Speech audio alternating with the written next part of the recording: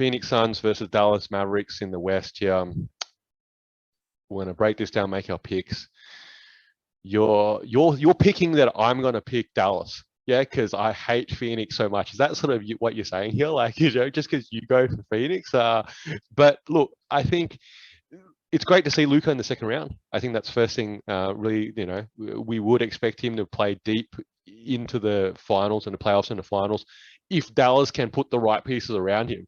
And I think it would be nice to see him be able to do that at some point in the future. But I think this series here, out of the other four, is probably to me a little bit more clear cut that Phoenix has the depth here, okay, and the talent and the experience, whereas Dallas now into the second round hasn't been there since I think that year they won the championship, okay, and a while ago now, almost 10 years ago now, that there's not much more besides Doncic and Jalen Brunson. Even Dinwiddie, he had that hot moment, and everyone said, "Wow, they won the trade." Yeah, okay, and I picked that was the worst trade that they made. I still right now to this day I would still take Porzingis, okay, into this playoff versus Dinwiddie, because Porzingis gives you that element to shift the game. Okay, I don't think Dinwiddie does that. Yeah, sure. He made, I think, 2 back-to-back winners and they won 2 games in a regular season. Woohoo. Okay. All right. But really, he's regressed to a point where he's probably a reserve guard. And I think that's the key here, that Dallas really lacked the depth in this series to really make a lot of noise. Okay, and I think Phoenix, if they come out sharp, you guys obviously have a great balance starting 5. You've got the depth on the bench here.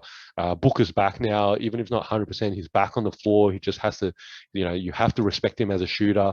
Mikal Bridges has been playing really well. Obviously had that huge game in, was it game 4, I think, against the Pels.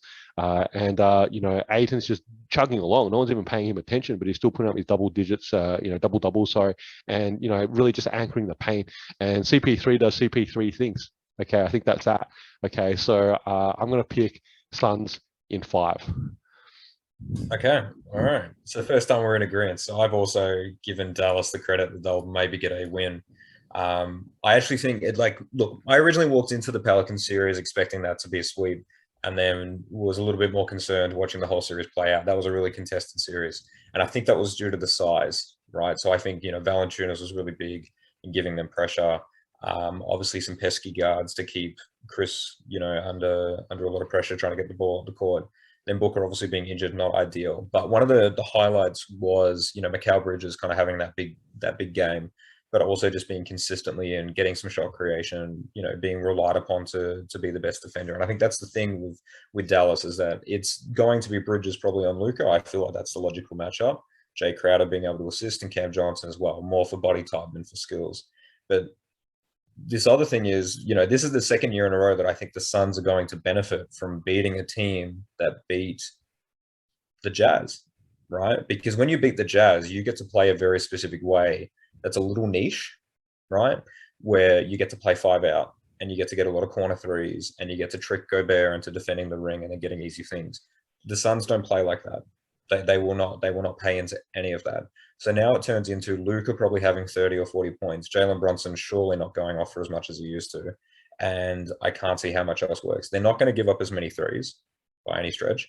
And then offensively, of course, you do have a big that will outplay Dwight Powell and Maxi Kleber. You do have, a lot of slashing and a lot of movement and just all around a better team. So yeah, this is probably the most confident series. The other ones, the Miami series, for example, a lot of pendings on injuries, because that pick, I can be confident with a 4-1, gentleman sweep there, but with the wrong injury players, or if Embiid's playing, all of a sudden it's drastically different. But yeah, this series should be easier for the Suns. And then obviously they wait for the Memphis and Warriors series to finish, because I believe they should wrap this up earlier.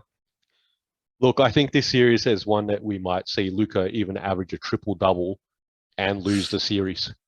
Okay, I think, like you sort of said, they can give him 30, 40 points a game, but like I alluded to, who else besides, Brunson has shown that they can reliably show up and get buckets.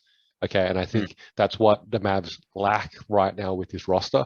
and something they're probably going to have to go and address moving forward if they're going to go back to the finals and win a championship, another championship in the Luka era.